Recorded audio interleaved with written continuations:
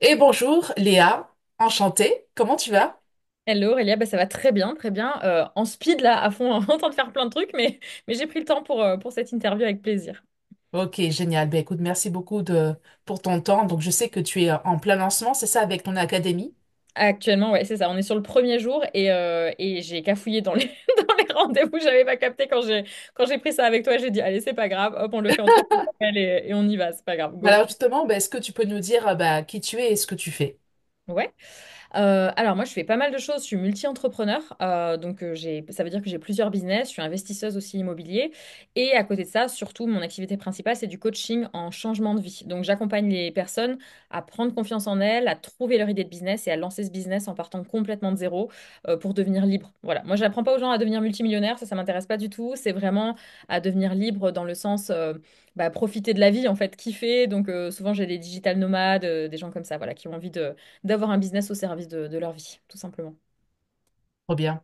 Et donc tu disais que tu es multi-entrepreneur, donc en plus de l'académie que tu as, qu'est-ce que tu as développé? L'investissement immobilier et quoi Alors, d'autre? j'ai pas mal d'immobilier. Dans l'immobilier, j'ai aussi de ce qu'on appelle de la LCD, de la location courte durée, où là, c'est ce qui est Airbnb, Booking, etc. Et clairement, ça, c'est pas juste de l'investissement, c'est clairement de l'entrepreneuriat aussi, parce que tu gères des locataires, tu gères des équipes de ménage, voilà, t'as pas mal de choses comme ça. J'ai pas mal de sources, voilà, diverses d'investissement. Et surtout, je fais aussi du e-commerce à côté. Je fais du coaching aussi en one-one hors académie pour des profils qui sont plus avancés. Donc, ça va être plutôt profil influenceurs ou entrepreneurs des réseaux qui sont, voilà, qui sont déjà très visibles et qui veulent pas être vus dans une communauté en mode non, non, mais je gagne moins de 1 000 € par mois et personne n'est au courant alors que j'ai 500 000 abonnés. Tu vois, j'en ai pas, j'en ai aussi des gens comme ça. Je fais aussi des immersions, donc des immersions en présentiel. Donc ça, c'est pour les élèves de mon académie. Je fais aussi ce que j'appelle des cowgirl boss immersions. C'est des immersions où on va monter à cheval. D'ailleurs, là, je pars au Maroc dans 15 jours où j'emmène des nanas monter au Maroc, galoper sur la plage, etc. Et où on fait à moitié business, introspection et moitié cheval. Donc ça n'a rien J'ai à vu, voir, mais c'est mes deux kiffs. c'est la story que tu as postée aujourd'hui où tu es en train de galoper avec un groupe. Voilà. Alors ça, j'étais au Maroc l'année dernière juste avec des potes et c'est en étant au Maroc que je me suis dit tiens, je vais faire une immersion au Maroc, tu vois. Donc non, mais c'est une vidéo effectivement C'est de... magnifique. C'est Ouais. du côté de Essaouira ou pas du tout? C'est Absolument, c'est sur les plages d'Essaouira, là où il y a les plus belles plages pour galoper. Ça me fait des frissons rien que d'y penser parce que j'ai trop ah, hâte d'y mais aller. Ça va être trop bien. c'est Ouais. magnifique ces images-là. Et il y a, je sais plus quel entrepreneur, mais quelqu'un qui est de là-bas, qui fait justement ce type d'immersion aussi. Et tu vois ces vidéos hyper Ok, inspirantes avec une musique qui te donne des frissons quand tu vois le cheval trop en train de bien. courir. C'est magnifique, j'adore. Ouais, il Et y a donc plein tu fais ce de... type d'immersion également. Ouais, après ça, en vrai, c'est entre guillemets, c'est juste pour le kiff, tu vois, c'est pas ma source de revenus principale du tout. Moi, c'est vraiment dans le coaching one-one et le coaching dans l'académie où j'ai mes sources de revenus principales. Mais j'adore, voilà, j'adore monter à cheval, c'est ma passion dans la vie. J'achète un ranch d'ailleurs cette année et sur lequel je vais créer plusieurs business aussi. On va avoir un coworking, co-living, on va avoir évidemment des gîtes, on va faire une marque de whisky, enfin bon, du tri de bétail à cheval, enfin bref. Donc j'ai une vie qui est très, voilà, il y a beaucoup de choses qui se passent, mais je me régale, ça m'amuse beaucoup. Et Voilà. ton ranch, il est en France ou à Eh ben, l'étranger? je ne sais pas encore, on est en pleine recherche. Là, je viens de recruter d'ailleurs un chasseur IMO pour s'en occuper. Ça fait déjà une petite année qu'on cherche et moi, je veux vraiment le ranch à l'américaine, tu vois, avec vraiment des Ouais. grands espaces, les sapins en mode Canada.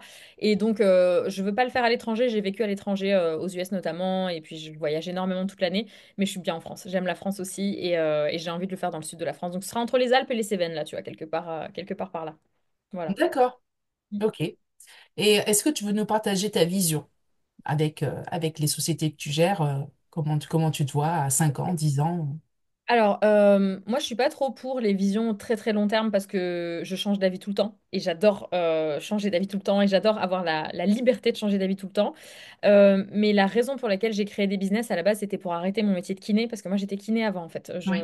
Voilà, j'ai fait un burn-out dans le métier de kiné, j'étais plus du tout alignée avec la façon de fonctionner alors que j'adorais ce métier.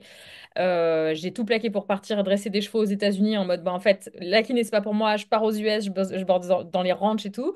Et après, bref, pour plein d'autres raisons, j'ai arrêté, je suis revenue en France et en me disant, bah, en fait, non, c'est pas pour moi, j'ai pas envie de bosser là-dedans.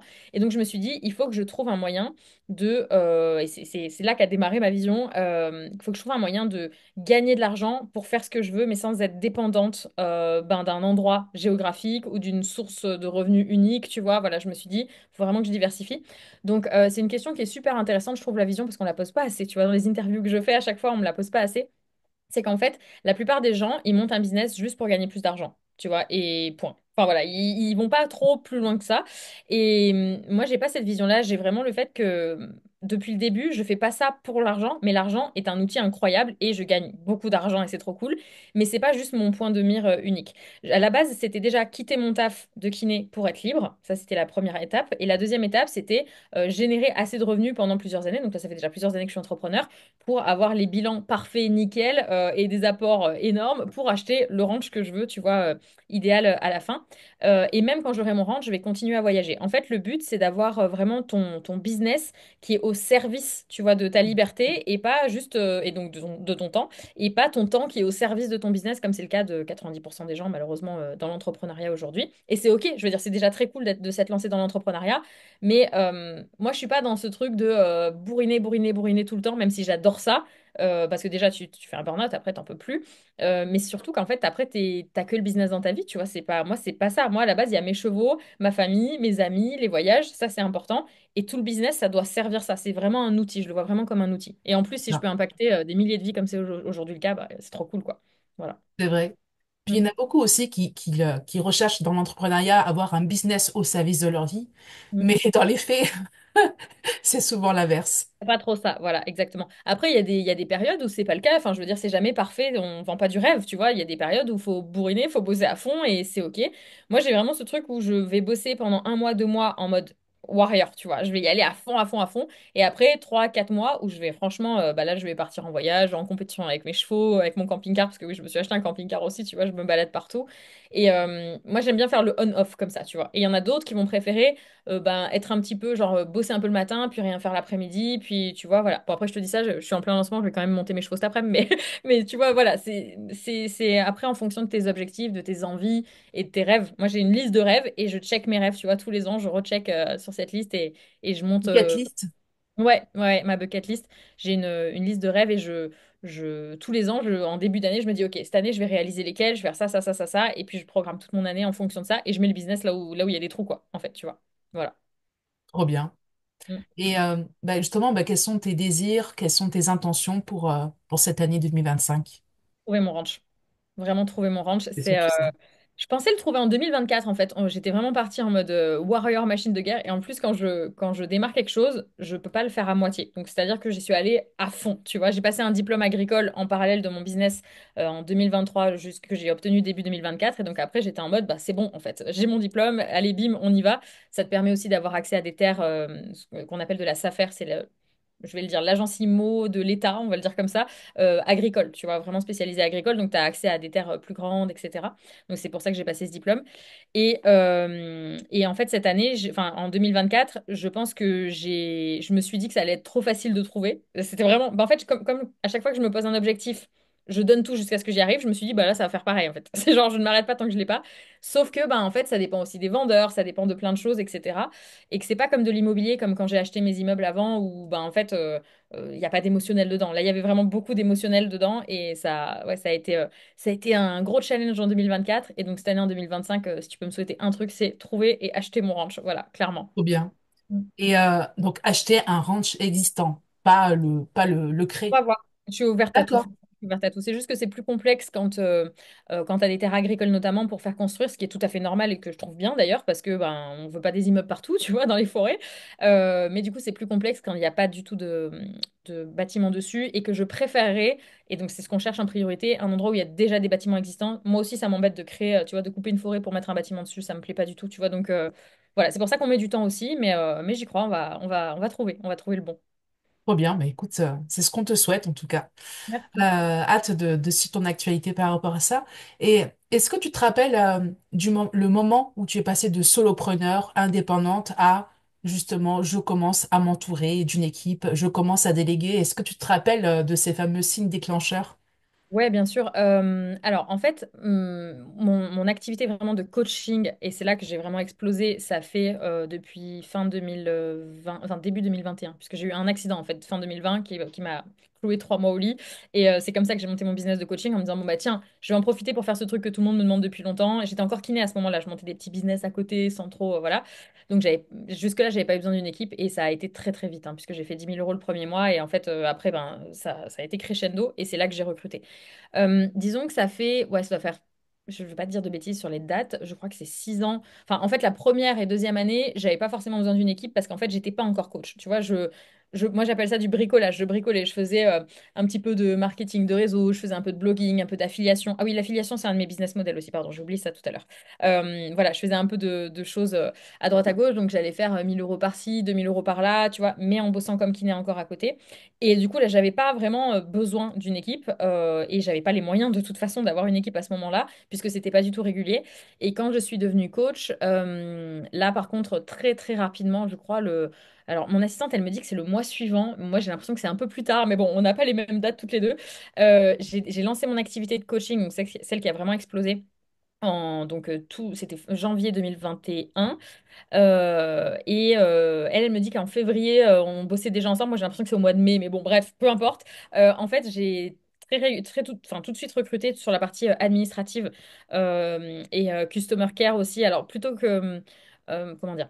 Je vais expliquer peut-être ce que c'est que le customer care pour peut-être les gens qui connaissent pas, mais le customer care, c'est quand on s'occupe des clients. Ça peut être aussi bien répondre aux mails que bah, répondre à des demandes de factures, que je sais pas moi, s'occuper d'un groupe Facebook et le challenger, le motiver, ça peut être plein de choses comme ça. Moi, j'avais vraiment besoin de quelqu'un sur la partie administrative que je détestais et surtout qui apportait zéro valeur. Enfin, si c'était moi qui le faisais, ça apportait aucune valeur. Donc ça a été. En fait, j'ai recruté mon assistante, qui est toujours mon assistante aujourd'hui, tu vois, ça fait 4 ans maintenant. Qui était une de mes copines, qui était opticienne à l'époque, qui était en burn-out, qui avait arrêté son job. Et j'étais en galère, il me fallait quelqu'un de confiance parce que bah, j'avais trop de trucs, trop de clients d'un coup, je savais plus comment gérer, j'étais pas du tout préparée à ça. Et du coup, en fait, elle a commencé voilà, à gérer des réponses sur des commentaires sur Instagram. Alors aujourd'hui, c'est moi qui réponds en MP à tout le monde, mais les commentaires, souvent, je le délègue, je le dis, hein, très honnêtement, je le délègue à mon équipe pour que tout le monde ait une petite réponse. Mais voilà, sur les MP, par contre, enfin, sur les messages privés, c'est moi qui le fais. Et donc voilà, on a commencé à peut-être 1 heure par semaine. Ensuite, c'est passé à 1 heure par jour. Aujourd'hui, je crois qu'elle est entre 60 et 70 heures par semaine quand on a des gros pics. Voilà. Et après, évidemment, il n'y a pas que mon assistante, hein. Au début, elle était assistante en mode juste assistante. Après, je lui ai demandé de faire aussi personnelle assistante. Donc, c'est-à-dire me prendre mes billets de train, réserver mes hôtels, rappeler Air France parce qu'on a un problème sur un avion. Enfin, plein de choses comme ça. Elle commande les produits pour mes chevaux sur Amazon. Enfin, bon, tu vois, voilà, elle fait tous ces trucs-là. Et plein, plein d'autres choses. Et après, là, récemment, il y a quelques mois, elle est passée OBM aussi. Donc, Online Business Manager. Mais ça, je pense que tu connais parce qu'il me semble que Oui. tu es OBM. Donc, elle est passée OBM. J'avais déjà commencé à recruter une autre personne et en fait, avec qui ben, ça matchait pas sur nos façons de fonctionner, qui était génial d'ailleurs, mais voilà, juste ça fonctionnait pas entre nous sur ce que je voulais mettre en place. Et donc, du coup, elle est passée au BM. Et évidemment, entre-temps, j'ai recruté pas mal de monde. Là, on est 6 ou 7 dans l'équipe depuis 3 ans, tu vois, ça s'est fait crescendo, quoi. Voilà. Trop bien. Et justement, bah, comment tu t'es pris pour recruter ton équipe et comment Freestyle. t'as... Je vais te le dire vraiment, freestyle. Bah, moi, j'ai jamais été formée en management. Je suis kiné à la base, puis entraîneur de chevaux. Donc, vraiment, je m'étais pas formée sur ces domaines-là. Je me suis beaucoup, beaucoup formée dans l'entrepreneuriat, mais pas trop sur ces domaines. Mais il y a un livre qui m'a énormément aidée, si jamais, qui est Les 21 lois irréfutables du leadership, qui est pas très connu. C'est un livre, je crois, qui est plutôt canadien d'ailleurs. Voilà, je te le pose là parce que moi, il m'a vraiment, vraiment aidée. Euh, donc, comment je me suis pris pour recruter? Donc, mon assistante, clairement, bah, c'était une amie. J'avais besoin de quelqu'un de confiance. C'est tout. C'était le seul argument que j'avais dans la tête, c'est il faut que je puisse faire confiance à cette personne et qu'elle soit réactive et bienveillante. Tu vois, c'était vraiment les trucs importants. Donc, je l'ai vraiment choisie sur ces critères-là et pas du tout sur des compétences qu'elle avait, puisqu'elle n'avait pas ces compétences, en fait. Elle n'avait pas les compétences Mm. d'assistante. Elle n'avait jamais fait ça avant. Juste, elle avait, entre guillemets, rien à faire de ses journées. Elle cherchait un truc qui ait du sens pour elle. Elle avait besoin d'un peu de sous. Bah voilà, ça a vraiment fait comme ça, tu vois. Et aujourd'hui, bah, elle en vit complètement. Euh, donc voilà, la première, ça a été comme ça. Ensuite, quelques mois après, au mois de septembre, on s'est dit, waouh, il nous faut quelqu'un pour la partie un peu plus technique, parce que je gérais la partie technique, tu sais, créer des pages de vente, enfin voilà, tu vois, faire tout ça. Mais clairement, j'avais plus le time. Et puis, j'avais pas une valeur ajoutée là-dedans non plus. Donc, on a pris un alternant qui a bossé avec nous pendant 1 an, qui était super fort et qui bosse toujours avec moi, mais en freelance maintenant. Bah, ouais, après, il a upgradé, évidemment, mais on l'a gardé justement parce que ben, on avait pu se permettre de prendre quelqu'un qui était entre guillemets pas très cher parce que l'État prend en charge une grosse partie en fait de son salaire. Ça me coûtait peut-être 100 ou 150 euros par mois, tu vois, donc c'était vraiment rien. Et lui, Ouais. il était payé 800 ou 900. Et à la fin, bah, évidemment, moi, je voulais rester avec la personne qui avait tout géré depuis un an et avec qui ça se passait super bien. Et il bosse encore avec moi aujourd'hui. D'ailleurs, j'étais en team building jusqu'à hier. Je les ai tous emmenés. Bref, peu importe. On est allé faire des trucs de faux conneries avec des rapaces et tout. Bref, on s'est bien amusé. J'ai vu avec des renards, là. Ah oui, il y avait des renards. Ouais, on était dans un refuge. Moi, j'aime bien emmener les gens dans des endroits différents, tu vois. Pas juste aller dans un bel hôtel et puis rien faire de particulier. Non, moi, j'avais envie qu'ils aient une expérience et qu'ils kiffent. Et donc, on a été dans un refuge pour les renards qui sont rescapés, tu sais, accidents de la route et tout ça, avec des petits gîtes qui ont une vue dessus. Et on a fait de la fauconnerie l'après-midi. Bref, c'était une super équipe là qui est arrivée, qui nous a présenté des aigles, des faucons, des rapaces. C'était génial. Bref, on a fait plein de trucs cool. C'est ma grande passion cette année, d'ailleurs, la fauconnerie. Voilà. Si jamais vous écoutez ce podcast et que vous aimez la fauconnerie, n'hésitez pas à m'écrire. Moi, c'est ma grande passion. J'ai envie de le faire à cheval maintenant. Bref, je pars en Mongolie cet été d'ailleurs. Tu vois, encore un rêve. Voilà. Encore une histoire de. Quand t'as un rêve, t'as un truc qui te fait kiffer, et ben, t'as l'argent qui est au service de ça, quoi. Tu vois, et ton business qui te permet de faire ça. Et ça, c'est vraiment cool. Ouais. Voilà. Donc, il y a eu lui. Ensuite, au bout de moins d'un an, je faisais du one-one au début Mhm. du coaching one-one et en fait ça a explosé très vite et après je m'en sortais plus en termes de temps, c'était pas possible. Et vraiment, il y a plein de choses que je répétais à chaque fois dans les coachings où je me disais mais ça vaut mieux que je le mette sur des vidéos qui regardent de toute façon puisque je le répète à chaque fois et moi que je me concentre juste sur le truc, le point important, le pain point comme on dit, le point de douleur important de la personne. Et donc, j'ai ouvert l'académie après, pareil, ça a explosé aussi. Et là, j'ai rapidement pris une de mes élèves que j'ai formée à sélectionner les élèves qui arrivaient, parce qu'on sélectionne, nous, on prend vraiment sur sélection, on prend pas tout le monde, on prend vraiment les gens bienveillants et hyper motivés. Ça m'est encore arrivé malheureusement ce matin de refuser des gens où je sens que soit ils sont pas assez motivés, et moi j'ai pas envie de bosser avec des gens qui sont pas motivés, soit ils sont pas forcément bienveillants, ça c'est plus rare quand même, mais ça arrive aussi. Mhm. Euh, donc voilà. Donc il y en a eu une première, puis il y en a eu une deuxième aussi. Donc c'est d'autres élèves qui m'aident à sélectionner, même si moi je le fais encore aussi parce que j'adore ça. Et puis après, au fur et à mesure, j'ai pris encore une autre de mes élèves pour la partie copywriting. Donc le copywriting, c'est comment écrire pour vendre, en fait, voilà, donc dans des emails, des pages de vente, des choses comme ça. Elle fait pas mal de petites choses aussi. J'ai un vidéaste aussi qui à la base est d'un de mes amis et puis qui en fait a des valeurs que j'adore. Et donc du coup, il a commencé à la base à me filmer gratuitement sur des trucs de lui-même. Et ça, c'est un conseil que je vous donne, de commencer à faire du gratuit d'ailleurs. Et après, bah, en fait, clairement, j'avais envie de passer que par lui parce que c'était super. Donc, il est monteur, vidéaste, etc. Voilà, tout le monde est un peu couteau suisse, hein. De toute façon, dans l'entreprise, là, j'ai donné leur truc principal, mais tout le monde fait un petit peu tout, quoi. Voilà. D'accord. Et donc, tu as t'as ton assistante qui est passée au BM et tu as en plus de l'OBM une assistante Non, aujourd'hui. elle fait les deux. Elle fait les deux. Elle a un Euh, profil hybride. Hmm. Ouais, ouais. Et moi, je trouve ça vraiment cool d'avoir des profils comme ça, sauf si tu veux une usine à gaz après avec 50 personnes dans ton entreprise, c'est OK. Et là, forcément, il faut des gens qui font un seul truc, sinon ça va c'est compliqué. Mais moi, j'adore avoir des profils comme ça hybrides parce que je trouve que c'est des gens qui ont une vision beaucoup plus globale de l'entreprise et quand ils prennent des C'est décisions, ça. bah, ils les prennent en conscience de, ah oui, le customer care, il va dire ça, ben, le copywriter, il va dire ça, Léa, elle a besoin de ça. Et donc, en fait, ils arrivent à faire des choses qui sont beaucoup plus logiques et rationnelles pour l'entreprise que d'agir juste dans leur petit terrain de jeu, quoi. Trop Voilà. bien. Et justement, dans l'évolution de ton assistante, de ce qu'elle faisait avant à justement ce profil d'OBM, qu'est-ce que t'as vu comme changement? Qu'est-ce que ça t'apporte au quotidien d'avoir une OBM à tes côtés? Bah là, on est encore dans la période de transition dans le sens où j'ai encore besoin de lui dire, OK, il faut que tu drives ça comme ça et comme ça. Enfin, tu vois, là, ça fait pas longtemps, hein, ça fait 3 ou 4 mois. Et en 3 ou 4 mois, quelqu'un qui n'était pas du tout OBM, enfin, faut quand même qu'il fasse, tu vois, qu'il travaille là-dessus. Donc, qu'est-ce que ça m'apporte?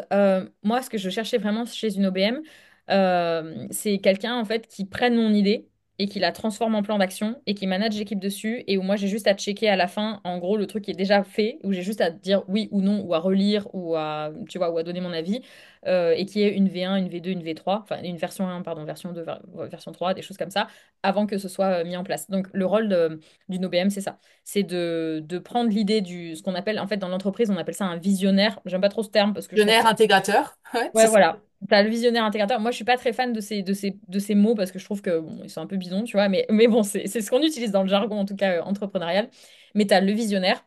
Et t'as l'intégrateur ou OBM. Après, la bordure, elle est fine et ça dépend tellement des business, ça dépend tellement des personnalités de chacun que, voilà, intégrateur ou OBM. Mais voilà, t'as le visionnaire, donc par exemple moi, qui suis à la tête de la société et qui va dire, bah voilà, j'ai envie je sais pas, qu'on lance une offre sur tel truc. Il faut du coup créer une page de vente comme ça. Il faut, je sais pas, dire à l'équipe du coup qu'il faut tourner une vidéo comme ça, faire ci, faire ça. Et puis c'est elle qui va gérer du coup l'équipe et les deadlines entre eux et le micromanagement qui est un truc qui m'insupporte, tu vois, de voir, voilà, t'as quelqu'un qui t'écrit, qui te demande un truc, tu lui renvoies, puis il te renvoie, etc. Bon, évidemment, après on a des process, nous on est sur Notion, Notion en français, qui est une appli bah, voilà, de gestion de projet, etc. Nous c'est extrêmement simple et ça nous va très bien comme ça, on veut pas des usines à gaz. Mais voilà, le principe d'une OBM, en tout cas, c'est de faire ça, quoi. Et d'anticiper ou d'être proactif aussi. Tu vois, sur, bah tiens, là, j'ai besoin de... je sais pas, Léa, est-ce que tu as pensé à tel truc, tel truc, tel truc? Des fois, elle me dit, au fait, tu as pensé à relancer tel truc ou qu'il faut qu'on recommande par exemple, des carnets parce que je vends des agendas de productivité sur tel truc. Est-ce que tu y as pensé, machin, toi? Enfin, souvent, je zappe parce que je fais tellement de choses et ça va être son rôle aussi d'être proactive là-dessus, quoi. Et c'est ce qu'elle fait.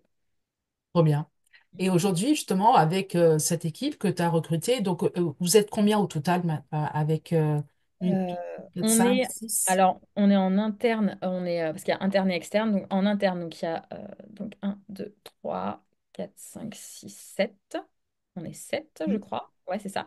Et après, en externe, c'est-à-dire quand tu prends des agences, tu vois, des agences pub, des choses externes, etc., j'en ai deux, trois qui gravitent, quoi. D'accord, ok. Ouais. Ouais. Et donc, du coup, par rapport à cette équipe qui t'entoure maintenant, aujourd'hui, comment tu considères, comment tu définis en fait ton rôle au sein de ton entreprise, de tes business? À quel niveau? J'ai pas Bah, compris. ton rôle en tant que CEO par rapport Ah, à ce qu'est-ce que... que je fais?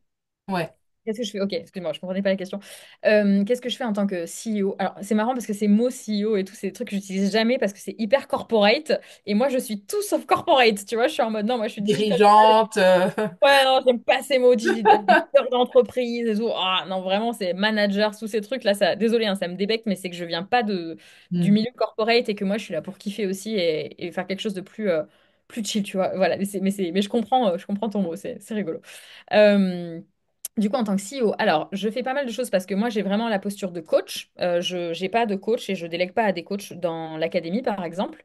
Donc, j'ai vraiment la posture de coach, de créatrice de contenu aussi. hmm, Donc, c'est moi qui crée le contenu, c'est moi qui crée les idées, même si après, bah, c'est pas forcément moi qui filme, c'est pas forcément moi, et c'est clairement pas moi qui fais les montages, sauf les réels encore. Je le fais encore un petit peu, mais c'est rare.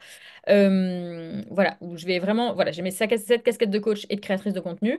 Donc contenu sur Instagram, sur YouTube, avec la stratégie qui va avec, etc. Je poste des stories tous les jours. Voilà, mon kiff à la base, c'est d'être créatrice de contenu et coach avant d'être gestionnaire d'entreprise. Ça, c'était ouais. pas prévu au programme. C'est juste que après, tu apprends sur le tas et tu dis, ah ouais, non, mais ça fait partie du game.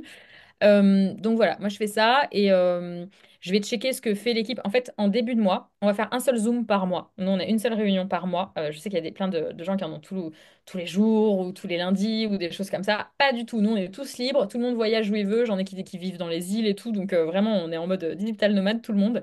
Et les gens bossent vraiment quand ils veulent. Tant que c'est fait à la deadline où ils sont censés le faire, moi j'en ai rien à faire qui travaillent la nuit, qui travaillent pas ou qui travaillent au dernier moment, je m'en fiche. Tant qu'à la fin, c'est fait.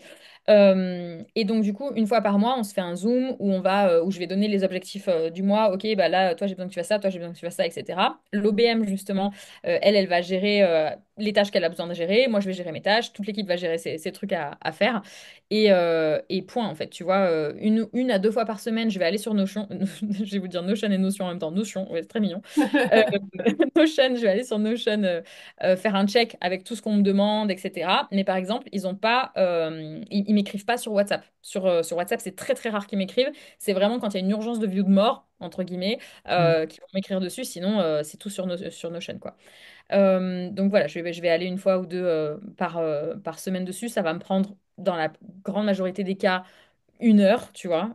Et sauf si on a des gros gros projets, on est en train de, je sais pas, refaire je sais pas, la refonte du site internet, des trucs comme ça qui prennent un peu plus de temps. oui. Bon, bah, je vais y passer 2 heures, tu vois, mais c'est le max, quoi. Donc aujourd'hui, je gère l'équipe comme ça. avec moi-même qui pose les objectifs, qui donne la vision, etc. Une fois par mois, qui suis là sur le Zoom, ou pendant 1 heure, on y va à fond, on va vraiment droit au but. Et puis on brainstorm aussi, là, tu vois, pendant le team building, on s'est amusé à fond avec les renards, les oiseaux et tout ça, c'était super. Mais on s'est pris 2-3 heures où on a brainstormé sur toutes les idées que j'avais sur l'année et où eux, ils me font un retour avec leur propre vision. Tu vois, par exemple, le mec des pages de vente, il va dire non, non, mais attends, là, il faut absolument qu'on fasse ça, ça, ça, qu'on fasse différentes offres et tout. Et à côté, t'as la nana du customer care qui va dire non, non, mais attends, si on fait différentes offres, les gens, on va les perdre, faut pas partir là-dedans. Enfin, tu vois, donc on brainstorm pas mal et je leur demande énormément leur avis. Parce que moi, je pense pas être la mieux placée pour tout savoir tout le temps sur tout. Moi, je suis un humain aussi et j'ai une vie qui est assez intense aussi parce que je voyage beaucoup. Donc, bah, des fois, je suis pas le cerveau connecté comme eux, ils peuvent être à fond sur une tâche, quoi. Voilà. Trop bien. Et au Mm. niveau de la gestion des projets, donc aujourd'hui, c'est ton OBM qui gère, qui coordonne les projets avec, avec le reste des membres de l'équipe. Ouais, elle fait tout sauf la partie création de contenu, parce qu'en fait, on a des process tellement huilés aux petits oignons Mhm. sur Notion et tout ça que la création de contenu, elle s'en occupe pas. Ça, c'est le seul truc dont elle s'occupe pas. Elle fait tout le reste. Elle gère aussi bah, la comptabilité, l'organisation des événements, parce qu'on organise des immersions, on organise des restos, on organise enfin plein de choses. Celle qui organise le Maroc, tu vois, par exemple, là où je pars, moi, je vais arriver, tu sais, les pieds sous la table, quoi. Et c'est l'objectif aussi en déléguant ça, parce que ça me permet d'avoir toute mon énergie qui est disponible pour coacher les élèves sur place et pour vraiment me focaliser là-dessus et pas sur, mince, combien il y a de bouteilles de jus d'orange dans le frigo, quoi, tu vois. Donc, il faut vraiment avoir ça. Donc, c'est elle qui coordonne tout, sauf la création de contenu, quoi. Voilà. Après, c'est moi qui fais mon agenda. Par contre, personne touche à mon agenda. Ça, ça, c'est très important. C'est personne qui me met des rendez-vous, des choses comme ça. C'est mort. C'est moi qui cale mes créneaux au fur et à mesure, par exemple, pour les coachings. D'accord. Donc, c'est notamment ton OBM qui va gérer des gros projets, notamment, bah, comme tu disais, l'exemple de la refonte du site Internet. Ouais, C'est par elle qui exemple. va coordonner les équipes, les deadlines, tout ça. Sur Absolument. C'est Notion, c'est ça? oui, bah, là on l'a déjà fait le site internet, mais tu vois, ça je l'ai fait l'année dernière. Alors j'avais une autre OBM à la base, hein, et finalement j'ai arrêté avec elle et c'est du coup mon assistante plus plus maintenant qui est montée OBM. Mais oui, c'était un des projets par exemple. Donc c'est moi à la base qui vais dire, ok, qui c'est qu'on prend pour que cette personne fasse le site par exemple, parce que je voulais une personne particulièrement dont j'adore le branding par exemple, tout ça. C'est moi qui vais choisir, je vais faire les un ou deux premiers calls avec cette personne et pendant ce temps, l'OBM va être là. Elle reste dans un coin, juste elle regarde ou elle regarde les replays. Et après, elle prend tout ça et elle l'implémente à l'équipe. Elle pose des deadlines et elle me demande si les deadlines, c'est OK. En général, nous, on se fait une fois tous les 15 jours avec mon assistante et que avec mon assistante, un petit appel où on va prendre vraiment 1 heure parce qu'en fait, il y a tellement de trucs. Ça dépend des périodes. En ce moment, ça va, c'est un peu plus calme, mais il y a des périodes où il y a tellement de projets que du coup, il faut que, en tant qu'assistante, personnelle assistante et OBM, elle me dise, OK, attends, là, tu veux faire quoi, etc. Comme ça, elle me dérange, entre guillemets, une fois à fond pendant 1 heure et après, pendant 15 jours, on n'a plus besoin, quoi. Tu vois. D'accord. Du coup, elle doit, comme elle endosse à la fois la casquette de personal assistant, assistante pour l'entreprise et OBM, elle fait pas mal d'heures, je suppose, pour toi, par Ouais, mois. ouais. Ah ouais. Après, c'est son choix aussi, tu vois. Moi, je me disais, Ouais. attends, tu vas tout gérer, ça va être dur. Et elle était à fond, elle avait envie de le faire aussi. Donc, c'est pour ça à la base que j'avais pris quelqu'un d'autre, hein. Je m'étais dit, non, c'est pas, voilà, ça va lui faire trop et tout ça. Mais elle kiffe aussi, c'est important pour elle. Enfin, je parle à sa place, mais c'est en tout cas, ce que La je sais. diversité des missions. Elle aime, voilà, elle aime diversifier les trucs, elle adore ça et elle aime bosser avec moi, quoi. Enfin, c'est vraiment, c'est son kiff, tu vois. C'est aligné avec ce qu'elle veut. Et l'impact qu'on a sur les vies des élèves est tellement monumental. Tu sais, des avant-après, des gens qui arrivent qui sont en burn-out, qui n'en peuvent plus, qui savent plus où ils vont dans la vie parce qu'ils ont trop envie de monter un business, ils savent pas du tout comment faire. Tu vois les avant-après en 6 mois, 1 an et tous les remerciements, les trucs et tout le monde la connaît. Elle s'appelle Camille, tout le monde la connaît dans la formation et tout. C'est cool aussi, quoi. Enfin, je pense que ça a beaucoup de sens aussi pour elle. Ça, c'est Carrément. important. Et donc, tu parlais justement tout à l'heure de process bien huilés. Qui est-ce qui a fait ces process? C'est toi? C'est ton bras droit? L'ancienne OBM, on a mis en place une partie. C'est moi, en fait, en grande majorité aussi, qui en ai mis une autre partie. Enfin, moi, j'avais déjà une façon de faire et elle va mettre les process plus jolis, on va le dire comme ça, sur Notion. Parce que moi, je suis pas, c'est pas mon truc, tu vois, d'être geek, tu vois, de faire des trucs jolis et tout. Moi, ça va être au plus simple, tu vois. Donc voilà, de faire un truc un peu plus joli, un peu plus qui est plus facile, dont on peut se servir plus facilement. Par exemple, une OBM, c'est aussi son rôle. C'est, Mm. par exemple, sur Notion, de prendre ton Notion et de dire, OK, tous ces trucs, on vire, ça sert à rien. Nous, on met vraiment de la simplicité, tu vois, sur les process. C'est des tableaux très simples avec des oui, non, des qui s'occupe, à quelle deadline, et puis, tu vois, on fait des choses comme ça. Mais la plupart des process, au début, bah, c'est moi qui les ai créés quand j'avais pas d'OBM, puisque là, ça fait on est quoi, 2025? Bah, ça fait 4 ans. Attends, oui, ça. J'ai un gros bug. Oui, c'est ça, 4 ans. Ça fait 4 ans que j'ai lancé la partie coaching et académie. Et à la base, j'avais zéro process pour rien. Enfin, tu vois, au début, tu lances et tu te mets à bosser, à répondre à tout le monde en même temps. Puis après, tu mets des process aussi bien sur Notion, de tableaux, de OK, qui remplit quoi, machin, etc. Et tu peux le faire même quand tu n'as qu'une seule personne dans ton entreprise, hein. Enfin, tu n'es pas obligé d'attendre d'en avoir 50. Mm. Et moi, il y avait aussi des process de communication avec moi. Et ça a été les premiers que j'ai fait. C'est que pour pas me retrouver sous une tonne de messages, etc., mes élèves dans l'académie, ils savent exactement comment ils peuvent me contacter. Mon assistante, elle sait exactement comment elle peut me contacter. Elle a des arbres de décision de à quel moment est-ce qu'elle peut me contacter, ou elle sait qu'avant ça, il faut pas qu'elle me contacte, il faut qu'elle prenne les décisions elle-même en fonction de plein de trucs. Tu vois, j'ai fait des arbres de décision, des choses comme ça. Sinon, tu t'en sors pas. Et ça, je le vois chez plein d'entrepreneurs. Ils passent leur vie avec le téléphone qui sonne. Moi, mon téléphone sonne, je ne réponds pas. À part si c'est ma mère, mon mec, tu vois, mon père, et c'est tout, je ne réponds pas. Tu vois, en 4 ans, mon assistante, elle m'a jamais appelé, quoi. Enfin, tu vois, c'est non, c'est vraiment, voilà. On a notre groupe WhatsApp pro, notre groupe WhatsApp perso, et sur le pro, ben, par exemple, elle n'a pas le droit de me faire de vocaux. Tu vois, elle me fait pas de vocaux parce que si elle me fait un vocal, en fait, elle a pas du tout la même personnalité que moi, ce qui est normal, c'est pour ça que ça marche bien. Elle a une personnalité où elle va avoir besoin de tous les détails, de me donner tous les détails de tous les trucs. Moi, je m'en fous. Moi, c'est A, B, tu vois. C'est genre. Et donc, on a une façon de fonctionner où, voilà, quand elle me faisait des vocaux, elle me faisait 10 minutes de vocaux parce qu'elle pensait que j'avais besoin de tous les détails d'un truc. Moi, j'ai besoin que ce soit à l'écrit. Enfin, tu vois, ça lui a appris aussi À à structurer sa pensée. penser à structurer, tu vois. Moi, ça m'a appris à lâcher prise sur que les infos qu'elle avait besoin aussi de me donner, tu vois, pour qu'elle, elle sente que le travail est bien fait. Pour moi, une bonne OBM, c'est quelqu'un qui te contacte le moins possible, mais c'est dans ma vision du monde, hein, voilà, c'est après Mm. chacun fait comme il veut parce qu'il y a aussi les entrepreneurs qui sont très comment on appelle ça, qui veulent tout contrôler, tu vois, control freak et tout ça, et c'est mon cas aussi. Mais une bonne OBM, assistante, personnelle assistante, peu importe, c'est quelqu'un qui te contacte le moins possible parce qu'elle a des process pour tout. Elle sait quel type d'avion prendre pour tel type de voyage, quel bagage prendre. Enfin, tu vois, elle sait tout, tu vois. C'est Et, ça. euh, et vraiment, quand elle te contacte, c'est vraiment qu'il y a une urgence. Et moi, ça me laisse une disponibilité mentale qui est énorme à côté. Et à côté de ça, elle me fait des récaps, tu vois, toutes les semaines de tout ce qu'elle a fait, comment elle l'a fait. Voilà, il y a telle personne qui a dit ça, mince, il faut qu'on envoie telle facture à tel truc. Et elle me fait tout le récap comme ça, moi, une fois par mois, je me connecte à Notion quand j'ai envie, tu vois, quand j'ai le temps et quand j'ai la disponibilité mentale pour ça, je vais dessus. Et j'ai tout le récap dessus, et ça me permet d'avoir un suivi sans qu'elle ait à m'écrire tous les jours pour me dire tout ce qu'elle a fait, quoi. Et ça, c'est trop bien. D'accord. Ouais, donc elle a créé, vous avez créé un espace au Notion pour les comptes rendus Absolument. en fin de Ouais. semaine. Mm, Est-ce mm. que c'est la même chose pour du coup les autres membres de l'équipe? Est-ce qu'ils font un compte rendu Non, on n'a pas besoin. On n'a pas besoin. Les nanas qui m'aident à sélectionner pour l'académie, nous, on se fait un zoom avant, un zoom après, quand il y a des gros lancements comme ça, parce que nous, c'est une semaine, 10 jours très, très, très intense. Là, tu vois, j'ai eu du monde au téléphone depuis 7 heures du matin, tu vois, et je sais que je vais y être jusqu'à 20 heures. Voilà, donc c'est vraiment des trucs importants, où on refait juste un check en 15 minutes de, OK, on en est où, qu'est-ce qu'on fait pas, enfin, comme d'hab, tu vois, c'est juste pour nous remettre en énergie. On en fait un avant et un après. Et après, en général, on n'a même pas besoin. Et puis, on a tous les process pareil sur Notion avec les tableaux qui se remplissent. Les élèves qui arrivent, les élèves à recontacter. Enfin, on a tout. Enfin, tu vois, on a vraiment tout processisé là-dessus. Après, tout le reste, non. On a tout qui est hyper processisé. Il suffit de un zoom par mois Mais je pense que je suis une des rares à faire ça parce que je m'en aperçois avec mon entourage entrepreneurial. Ils sont sans arrêt avec des allers-retours, tu vois, avec les gens à redire le monteur vidéo, le truc. Non, non, attends, nous, il y a tout dans des tableaux. Ils le savent, en fait, que quand tu me contactes, si c'est des sujets perso, il n'y a aucun problème, tu m'écris quand tu veux. Mais si c'est des sujets pro, moi, je veux en entendre parler quand je suis disponible pour ça, tu vois. Et ça, c'est ouais. aussi pour ça que je pense que j'ai réussi à monter un business de cette envergure avec une si petite équipe. C'est qu'on est hyper, on capte les limites de chacun et de ce qu'on peut faire ou pas faire, quoi. Yes. Du coup, la communication avec les membres de ton équipe, il y a des groupes WhatsApp ou est-ce que tu utilises d'autres outils comme Slack pour communiquer? Comment? Je suis allergique à Slack. Je déteste Slack. Je sais pas. Ouais. Enfin, c'est vraiment un truc que je supporte pas. Nous, c'est juste Notion. Donc, il y a absolument tout sur Notion. Et quand on a besoin de discuter, c'est avec des Sur un commentaires. projet, ouais. Voilà, on commente sur le projet Notion. Il n'y a pas de souci.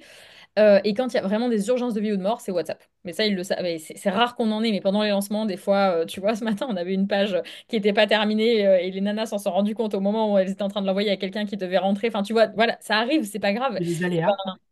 Donc voilà, on va avoir ça. Après, on a un WhatsApp de l'équipe, mais où on va vraiment, on va essayer de s'en servir le moins possible parce que tout le monde a une vie très remplie. Toutes les personnes qui bossent enfin, avec moi, là, c'est vraiment que des gens qui font d'autres choses à côté. C'est pas des gens qui ont juste ça dans leur vie que le boulot. Tu vois, ils ont plein d'autres trucs, des enfants, ils voyagent, voilà, ils font du cheval, ils font plein de choses. Euh, donc voilà, non, on a le groupe WhatsApp. Là où je vais parler le plus, la personne à qui je parle le plus, c'est vraiment mon assistante sur le WhatsApp quand il y a vraiment des urgences ou quand moi je lui mets des tâches. Parce que dès que je lui mets une nouvelle tâche, je vais pas sur Notion, machin et trucs, je l'envoie directement sur WhatsApp avec un petit emoji. On a l'emoji bison, je ne sais pas pourquoi, mais on a l'emoji bison. Et à chaque fois que je mets l'emoji bison, je lui mets la deadline et puis la tâche en dessous, soit un vocal, à l'écrit. Et elle, quand elle a besoin de retrouver toutes les tâches à faire, bah, elle a sa petite façon de retrouver ces trucs avec les petits emojis bisons où elle va avoir toute la tâche qui ressort, quoi. Par exemple. Voilà, ça fait partie des trucs qu'on fait. D'accord, ok. Et justement, j'en reviens au process, notamment, je suppose que tu as mis des process pour les autres membres de l'équipe. Mhm. Ils y ont accès, c'est ça? Un accès direct sur le process qui les concerne. Ils se connaissent sur Notion et ils ont accès au Absolument. process, aux checklists, etc. Absolument. Ouais. Ouais, ouais. D'accord, Et ok. quand on a besoin d'améliorer un process, là, je t'avoue qu'on est quand même, on est bien huilé maintenant. Enfin, voilà, ça fait quand même plusieurs années. Et puis, alors, je trouve que le plus dur, c'est les 2 premières années. Parce que tu galères, tu sais même pas ce que c'est un process. Un process, t'as envie de partir en courant quand t'as ma mentalité parce que t'es en mode, ah mon Dieu, c'est un truc corporate, je veux pas, j'y vais pas et tout. Mais ça te donne énormément de liberté d'avoir des process, quoi. Énormément de liberté parce que c'est de la charge mentale en moins. Donc, t'as juste à te connecter, à suivre ton truc. Non, franchement, je trouve qu'on est plutôt très bien huilé sur ça, quoi. Ouais. Trop bien. Mm. Et tes pages de vente, tu les fais sur quel système, par exemple? C'est-à-dire, sur quel logiciel? Ouais, quel logiciel? Qu'est-ce qu'on fait? Ben, on a WordPress pour le site, donc des fois c'est sur WordPress, des fois sur Kajabi. Ça dépend. Ah voilà, Kajabi. Ouais, D'accord. c'est ma formation qui est hébergée sur Kajabi. Des fois sur System.io, quand on a envie de faire un truc qui est séparé de Kajabi pour plein de raisons de tracking et tout ça. Alors, le tracking, pour info, pour ceux qui ne savent pas trop, c'est quand tu suis des chiffres ou quand tu suis. Voilà, bon, c'est très complexe, je ne vais pas rentrer là-dedans. Puis, c'est pas ma zone de génie du tout. Mais voilà, on fait, c'est surtout Kajabi et puis WordPress. Parce que j'ai du D'accord. e-commerce aussi à côté, donc on fait pas mal de. Enfin bref, on en a un peu dans tous les sens, mais c'est bon, c'est rodé maintenant. Ok, super. Et pour tes clients, est-ce que tu as créé une communauté où ils peuvent échanger entre eux? Sur quel, Absolument. Donc on a un groupe Facebook. En fait, j'ai essayé plein de trucs et clairement, le groupe Facebook, c'est la base, c'est simple. Moi, j'ai vraiment cette valeur de simplicité, tu vois. Alors que des Slack, ça part dans tous les sens. Enfin, je trouve que c'est difficile de s'en servir quand tu démarres sur les réseaux et tout ça, ou que t'es pas trop à l'aise avec ouais, l'informatique. Franchement, c'est galère. Moi, vraiment, Slack, j'ai essayé plusieurs fois, j'ai dit ciao, c'est pas possible. Donc la communauté, elle est sur le groupe Facebook. Et ça permet avec la barre de recherche de retrouver quand tu as un sujet, tu vois, tu tapes le mot-clé, tu as toujours quelqu'un qui a posé la question, etc. Les élèves s'entraident énormément entre eux. Donc en fait, on a un qui pose une question, tu as tout le monde qui répond dessous, évidemment moi aussi, ou mon assistante parfois. Voilà, tu as toujours une réponse. Donc on utilise le groupe Facebook. Et après, j'ai mis en place aussi un système de business partner, c'est-à-dire qu'en fait, les ouais, élèves ont aussi dans l'académie, ils vont choisir un ou plusieurs business partners, c'est-à-dire d'autres élèves avec qui ils vont beaucoup s'entraider, travailler, etc. Ils se font des zooms toutes les semaines, ils se voient en présentiel, ils font des restos. Et on a créé une carte de France et du monde de tous les élèves de l'académie avec leurs coordonnées, puisqu'il y en a plus de 600 maintenant, bientôt plus de 700 d'ailleurs, parce qu'on est en plein lancement. Et où ils vont pouvoir échanger, tu vois, en fonction des types de business ou de la localisation. Quand j'en ai un qui a envie de partir à Bali, bah, il regarde les élèves qui sont à Bali pour aller à Bali. Enfin, tu vois, voilà, il y a beaucoup, beaucoup d'entraide et la communauté, je pense, c'est vraiment la force d'ailleurs de ce qu'on a fait. C'est ce que je kiffais, ce que j'aurais rêvé d'avoir quand j'ai démarré, quoi. Mm. bien. Et justement, pour attirer ces clients, c'est que avec de l'organique que tu le fais? Ouais, full organique. Là, on a commencé depuis 2 mois, 3 mois à tester des stratégies d'ADS. Donc, les ads, c'est les pubs, si jamais. je suis pas trop alignée avec ça à la base, mais en fait, je me suis rendu compte que c'était juste de ce que je faisais, mais à plus grande échelle, en fait. C'est ça Plutôt que pour scaler. Ouais. moi, j'avais beaucoup de blocages parce que moi, les pubs, j'aimais pas que ça vienne me chercher et tout ça. Mais je suis contente quand je reçois des pubs qui sont bah, dans ce que je recherche, par exemple, ou qui m'intéressent. Donc, en fait, Mm. j'ai switché, mais ça a mis un moment avant de switcher, mais c'était full organique, là, jusqu'à fin d'année dernière, quoi. Ouais. C'est-à-dire juste de D'accord. la création de contenu. Et on fait pas de prospection. J'apprends pas à mes élèves à prospecter, à faire ces trucs-là parce que j'aime pas ça. Moi, j'aime pas ça. Donc, moi, j'ai envie que les gens viennent à moi et viennent me demander, OK, c'est quoi l'académie? Comment est-ce que je peux rentrer dedans, etc. Plutôt que moi leur courir après en mode, j'ai mon académie à vendre. Ça, c'est hors de question. Donc, Ouais. il y a toutes les stratégies de contenu à mettre en place que j'apprends aux élèves aussi, quoi, que je mets depuis plusieurs années en place. Et justement, pour scaler ton business, donc c'est vrai que d'abord, il faut avoir une offre qui se vende hein, en organique, comme c'est ton cas. Et quand tu es passé avec les ads, est-ce que tu as senti une différence? Non, c'est pas énorme. De toute façon, mon but, c'est pas de scaler. Enfin, Ah, je sais qu'il y a beaucoup d'entrepreneurs pour qui c'est le but, faire plus, plus, plus, plus. Je suis pas du tout dans cette dynamique-là. Aujourd'hui, je gagne largement de quoi subvenir à mes besoins, à mes rêves, à mes kiffs. Moi, je suis pas. J'aime les beaux hôtels, tu vois, les hôtels 5 étoiles, de temps en temps, c'est cool et tout, mais je roule pas en Maserati avec une Rolex en vivant à Dubaï, tu vois, ça m'intéresse pas du tout. Moi, j'aime la vie simple avec mes chevaux, voilà, le futur ranch, etc. Donc, j'ai pas particulièrement besoin de scaler. On fait un peu de pub, voilà, pour toucher un petit peu plus et tester des stratégies. Mais on va pas, enfin, mon but, c'est pas de gagner des millions avec ça, quoi. Je m'en fous. On teste hmm. juste des stratégies. En fait, c'est juste que quand je fais toujours la même chose, après, j'ai besoin de tester de nouveaux trucs. C'est mon cerveau, il a besoin de Ouais. s'amuser, de tester. Donc, c'est surtout aussi pour ça qu'on le fait, quoi. Ok, superbe. Et quels sont les principaux KPI que tu aimes bien suivre quotidiennement ou de Hum, manière... Ce mot, quand tu es visionnaire, ce mot, il te hérisse, tu vois. C'est plutôt un OBM, il va kiffer, tu vois. Un intégrateur, il va kiffer. Mais alors, moi, c'est pas mon délire. Je vais suivre les stats des nouveaux abonnés. Qui arrivent. Et après, tout le reste, franchement, tu sais, tous les taux de conversion, de trucs et tout ça, c'est pas. Bah, je vais te le dire quoi. Tu vois, tu sens mon énergie là qui diminue. Ouais. Genre, ça me fait pas kiffer, c'est pas mon truc. Donc, ça va plutôt être le rôle de l'équipe qui va checker, dire, OK, bah là, c'est vrai qu'on pourrait, si on veut améliorer à telle partie au niveau de l'acquisition, au niveau de la conversion, au niveau de la livraison, c'est tous les trucs, toutes les étapes dans un business, qu'est-ce qu'on pourrait améliorer. Mais je l'approche pas comme ça. Je l'approche pas juste avec les KPI, je l'approche beaucoup à l'instinct et le kiff que ça me procure et que ça procure chez les gens. Et je trouve que c'est les meilleurs KPI qu'on puisse avoir, même si même si c'est pas un chiffre en fait, tu vois. Hmm. Euh, voilà. Ok. Et rappelle-moi, donc du coup, c'est donc les personnes y candidatent donc Ouais. à ton programme. Et c'est quoi? C'est pas des closers que tu as mis en place, c'est quoi en fait Ah, qui... c'est le même système qu'un closer, sauf qu'on fait pas que closer en fait, on sélectionne. Donc en fait c'est le même principe, c'est-à-dire que un closer, pour ceux qui nous écoutent et qui savent pas forcément ce que c'est quand c'est un genre de commercial où voilà, tu appelles pour une formation, il va te closer pour te faire signer parce qu'il veut vraiment que tu signes. Nous évidemment le but c'est de faire signer la personne, mais seulement si elle a les critères qu'on veut. Si la personne n'a pas les critères, bah on dit non. Et il y a plein d'endroits où mes potes me disent mais attends mais t'as vu tous les gens que tu refuses et tout ça, mais en fait moi, je préfère un business qui est plus petit et qui me fait kiffer à chaque seconde avec des gens qui me font kiffer, qui sont bienveillants, qui sont motivés, qui ont les critères qu'on veut, plutôt que de me casser les pieds avec des gens qui te cassent les... Enfin bon, voilà, tu vois, c'est pas... Ouais, Au début, je ne sélectionnais pas au début quand je faisais du one-one, en fait. C'est à partir de là que j'ai commencé à les sélectionner. Et je me suis rendu compte que j'avais parfois des gens qui n'étaient pas motivés ou pas bienveillants ou pas coachables aussi, tu vois, qui n'écoutaient pas les conseils, qui disaient oui, mais à tout ce que tu disais. Moi, ça m'intéresse pas de... Si le mec il sait déjà tout, tu vois, ça m'intéresse pas d'avancer avec lui. Donc, les closeuses, enfin les nanas qui m'aident avec les sélections de l'académie, c'est des élèves de l'académie qui ont déjà fait l'académie, qui ont kiffé l'académie, qui ont monté des business avec l'académie et qui m'aident à sélectionner sur les critères qu'on a, quoi. ouais, ouais. Voilà. Il y en a beaucoup qui font ça pour recruter leurs closers. Ce qu'ils appellent finalement des anciens élèves, des ambassadrices Ouais, pour justement... ouais, ouais. ouais, bah c'est mieux. C'est- Bah, c'est- c'est des gens au moins qui ont déjà testé le programme, donc ils Bah sont oui, convaincus du programme. Et quand tu veux bah, parler de quelque chose, c'est difficile d'en parler si c'est pas toi qui as eu cette démarche d'aller l'acheter, c'est cette ça. démarche d'avoir toutes C'est ces peurs beaucoup plus avant puissant. d'y arriver. Ouais, bien sûr, c'est clair. Carrément. Mm. Carrément. On arrive presque à la fin de cet épisode. Est-ce que tu peux nous partager, je sais pas, une semaine type, même si toutes les semaines ne se ressemblent pas? Ouais. C'est une question qu'on me pose souvent dans les interviews et franchement, une semaine type, ben, j'en ai pas. Je vais te faire 2 semaines type. Je vais faire la semaine type quand je voyage et la semaine type quand je voyage pas. On va le faire plutôt comme ça ou quand je suis pas en compétition. Une semaine type. si je n'ai rien d'autre à faire, qui arrive grand max une semaine par mois, hein, parce que le reste du temps, c'est très différent, ça va être le lundi, c'est que des rendez-vous perso que je cale. Donc, je sais pas, moi, tu dois aller chez le dentiste, j'en sais rien. Moi, je vois souvent des thérapeutes aussi, c'est hyper important en tant qu'entrepreneur, par exemple, des kinésiologues, des énergéticiens et tout. Moi, c'est vraiment, c'est dans mon agenda, c'est obligatoire depuis 3 4 ans.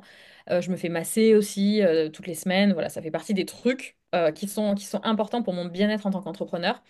Donc le lundi, c'est pour ça. Mardi, mercredi, jeudi, c'est les jours où je vais bosser. Ce sera plutôt le matin. Moi, je suis plutôt du matin que du soir. Donc en général, c'est là où je mets les coachings. Je vais plutôt mettre les coachings l'après-midi, tu vois, avec les élèves de l'académie, par exemple. Les masterclass, ça va être le soir en général. Et puis, il y a une demi-journée dans ces 3 jours où je vais être, tu sais, où je vais prendre de la distance sur la vision, justement, je vais prendre de la hauteur en me disant, OK, alors attends, les objectifs du mois, c'était ça, c'était par exemple faire moins ça et faire plus ça, ou peu importe. Est-ce que là, ce que je suis en train de faire ces derniers jours, c'est oui, c'est bon, c'est non? Et moi, il y a vraiment cette boussole-là, tu vois, qui vient chercher à chaque fois si on fait les bonnes choses, s'il faut que je redise à l'équipe de faire quelque chose. C'est là aussi où je check Notion, par exemple, tu vois, j'y vais 2 fois par semaine, en général, c'est le mardi, jeudi. Après, je dis ça, mais en vrai, enfin, je te le dis juste pour donner une image, mais clairement, moi, je suis mon rythme tout le temps, donc c'est possible que ce soit pas du tout comme ça, mais voilà à peu près comment je fais. Voilà, si j'ai par exemple de la création de contenu à faire, je vais batcher le contenu, tu vois, je vais faire 2 3 vidéos YouTube d'un coup, tout envoyer au monteur, des choses comme ça. Donc voilà, mardi, mercredi, jeudi, c'est les jours où je vais bosser. Vendredi, samedi, dimanche, je ne bosse pas puisque c'est le vendredi, c'est souvent les jours où je pars en compétition avec mes chevaux, où je pars en week-end, ou voilà. Et après, des fois, ben, toute la semaine, j'étais en voyage, en vacances, et du coup, je vais bosser le dimanche jusqu'à 23 heures. Enfin, tu vois, ça va complètement dépendre. Et en fait, c'est vraiment comme je disais, ma valeur temps et liberté, c'est vraiment les valeurs numéro une dans tout ce que j'ai créé.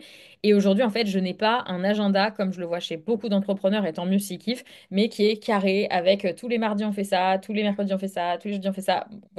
Moi, je peux pas. J'ai essayé, hein. Franchement, j'ai essayé de bosser à une époque comme ça. Ça a tenu un mois, je crois. Au bout d'un mois, j'ai dit, ah bah, c'est bon, ça me saoule en fait. Il y a des jours où j'ai pas envie.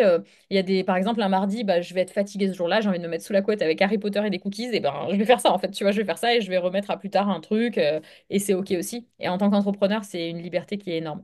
Et après, quand je voyage, bah, ça dépend si j'ai des lancements de l'académie, pas des lancements de l'académie. Mais disons, si j'ai vraiment genre rien à faire de particulier, je vais bosser 1 heure dans la semaine, c'est-à-dire checker Notion 1 heure dans la semaine. Et c'est tout quoi. Je vais rien faire d'autre en fait. Tu vois, je vais voyager, je vais prendre. Si je prends des stories, mais ça, c'est dans mon style de vie maintenant. Je le considère même plus comme du travail. C'est Ouais, intégré, quoi. Ouais, trop bien. voilà. Et quand tu parles de lancement, c'est-à-dire que tu fonctionnes par cohorte dans Ouais. l'académie. Ouais, après, ils ont accès aussi à tous les anciens élèves. Je mélange tout le monde. Je leur ai demandé au tout démarrage, quand j'ai lancé l'académie, aux élèves, bah, est-ce que vous préférez être mélangé aux autres ou être vraiment par cohorte? Et en fait, non. Tout le monde veut aussi les conseils des anciens élèves pour aller plus vite et tout. Donc, il y a tout le monde qui est mélangé, mais par contre, on n'ouvre qu'une semaine, tu vois, où je vais faire une cohorte, vraiment la cohorte, par exemple, de février. Là. Alors, j'aime pas trop le mot cohorte non plus. Désolée, je suis trop relou. Mais j'aime pas tous ces mots-là. Mais moi, j'appelle ça des promos, tu vois. Allez hop, c'est la promo, c'est les nouveaux élèves. Mais ils sont mélangés après à tous les autres, à tous les anciens. Puisqu'en fait, un élève qui rentre dans l'académie, soit il pulvérise le game en 3 mois, ça y est, il a fait 10 000, 15 000, 30 000. Ça m'est déjà arrivé l'année dernière, encore une qui a fait 30 000 en 3 mois, qui partait vraiment de zéro, tu vois, par mois. Par mois, 30 000 par mois après. Et après, il y en a d'autres, eh ben, au bout de un an et demi, parce que bah, ils ont des enfants, ou ils n'ont pas la même niaque, ou ils mettent pas la même intensité de travail, et ben, ils vont mettre un peu plus de temps au bout d'un an et demi avant de monter leur business et gagner leurs 2 000, 3 000 euros par mois, tu vois. Donc, je veux vraiment que ce soit accessible à tout le monde. Je suis pas en mode, bah tiens, tu rentres que 3 mois ou tu rentres que un an et après tu te démerdes. Tu vois, tu rentres et t'es dans la famille après. Et après, vraiment, t'es là et dès que t'as besoin, tu t'appelles sur le groupe Facebook, on est là, quoi. Tu vois. D'accord, donc en fait, tous les anciens, les 600 ou 700 élèves, ils sont tous sur le même groupe Facebook. Absolument. Et comme ça, du coup, il y a énormément de choses qui se passent tout le temps, quoi. Tu vois, c'est pas un petit groupe où quand t'as un message, t'as un commentaire ou deux commentaires. Là, t'as tout le monde qui répond, tout le monde qui s'entraide. Ça fait partie de nos critères de sélection. D'avoir des gens qui sont impliqués aussi, quoi. D'accord. Ils ont également accès au replay des sessions de coaching, par Bien sûr. exemple? Oui, bien sûr. Ils ont toute la formation en ligne, les coachings, les replays de coaching, ils ont tout, ouais, bien sûr. Et à vie aussi. D'accord. Pour les coachings, ils viennent aussi longtemps qu'ils veulent. Donc, Ah, ok, donc c'est une fois qu'ils rentrent, c'est un programme de combien de temps? Tu as dit de 2, 3 mois? la plupart, ils font la partie formation, c'est-à-dire vidéo avec les exercices en 2 à 3 mois. La grande majorité quand ils... voilà. Mais après, ça veut pas dire qu'une fois que tu l'as fini, qu'il n'y a pas du taf de ouf, parce qu'on a vraiment des exos, enfin des trucs à mettre en place là-dedans qui sont assez intenses. Des fois, tu as une vidéo qui dure 10 minutes de formation et tu as une semaine d'exercice derrière. Et Ouais. souvent, après la partie mindset, parce qu'on a une grosse partie mindset de décrassage mindset, puis trouver son business, puis monter son business, après la partie mindset, il y en a qui font des pauses. Tu vois, des fois de 1 mois, 2 mois, parce que Oui. Ah, tu vois, ça a remué. Et donc, oui, ils ont accès au live aussi longtemps qu'ils en ont besoin sur les coachings, dès qu'ils ont besoin. Il y en a, encore une fois, et en 3 mois, c'est torché l'histoire. Ils ont plus besoin de moi, et tant mieux, c'est trop bien. Et il y en a d'autres, bah, il leur faut un an et demi, quoi. C'est OK. Tu vois, Ah c'est moi. d'accord, donc en fait, tu gardes tes élèves et tant qu'ils ont besoin de toi, ils peuvent participer aux sessions de coaching. Absolument, D'accord. absolument. Et après, ça se draine tout seul, en fait. Tu vois, sur les sessions de coaching, on est entre 30 et 80. Après, je les mets en sous-salle et tout. Enfin, bref, j'ai tout un système sur Zoom et tout ça, en petits groupes. Mais ouais, j'ai vraiment, ça se draine au fur et à mesure. Les gens, quand ils ont plus besoin, bah, tant mieux. Ça veut dire que ça y est, tu vois, ils ont passé un step. Donc, ils viennent plus sur les lives après. Mm. Ok. Ah, c'est intéressant comme stratégie, comme système. Parce que du coup, c'est rassurant aussi. Parce que Bah comme ouais, tu dis, il y en a, on évolue, pardon, tous de manière différente. Il y en a qui vont aller vite, il y en a qui vont aller moins vite. Donc, ils auront besoin d'un accompagnement plus long terme que 3 mois où c'est un petit peu short pour certains. Donc, ouais. absolument. Bah ouais, tu vois, tous ces accompagnements, même sur un an, il suffit que entre-temps, bah, ça m'est déjà arrivé avec des élèves, bah, t'apprends que t'es malade ou t'as un Ça, enfant ou ouais. t'es viré de ton travail, enfin, bah, tu peux plus mettre la même intensité que ce que t'avais fait quand t'as démarré, par exemple. Ben, je veux dire, c'est pas que c'est pas de ta faute, mais bon, il y a un moment, bah, en un an, ça rentre pas, c'est pas grave, tu vois. Là, j'ai une élève qui a démarré il y a 3 ans, elle avait fait toute l'académie et en fait, juste après, elle a eu le décès d'un proche qui l'a vraiment minée, tu vois. Et elle est revenue, là, elle a recommencé à s'y mettre, bah, elle a un an et demi après ce décès-là, tu vois, et elle a recommencé. Et l'académie, comme elle est accessible à vie, bah, elle revient, elle refait tout. Elle nous a dit, bah, ça m'a fait trop du bien, heureusement que c'était fait comme ça, sinon j'aurais été un peu mal, quoi. Donc voilà, c'est ma façon de faire. Moi, c'est vraiment une communauté, c'est une famille, c'est pas juste des clients, tu vois. Ce mot-là, je sais pas trop. Enfin, c'est pas Ouais. trop. Ouais, voilà. Trop bien. Ben écoute, ben merci beaucoup Léa Avec pour grand ton plaisir. temps. Si les gens bah, ils veulent connecter avec toi, venir te parler, c'est quoi le mieux? Sur Instagram, c'est là où je suis tous les jours. Je kiffe. C'est sur Travel Cowgirl sur Instagram. Vous avez plein de vidéos sur YouTube aussi. Je suis pas mal sur YouTube là depuis l'année dernière, justement, parce qu'on a des beaux process sur YouTube, donc on a plein de vidéos qui sortent. Mais c'est surtout sur Instagram, ouais. Trop bien. Ben Mm. écoute, je mettrai tes liens en dessous de l'épisode. Avec Ben grand écoute, plaisir. merci beaucoup. Merci pour cet échange et à très vite. Avec plaisir. Ciao, ciao.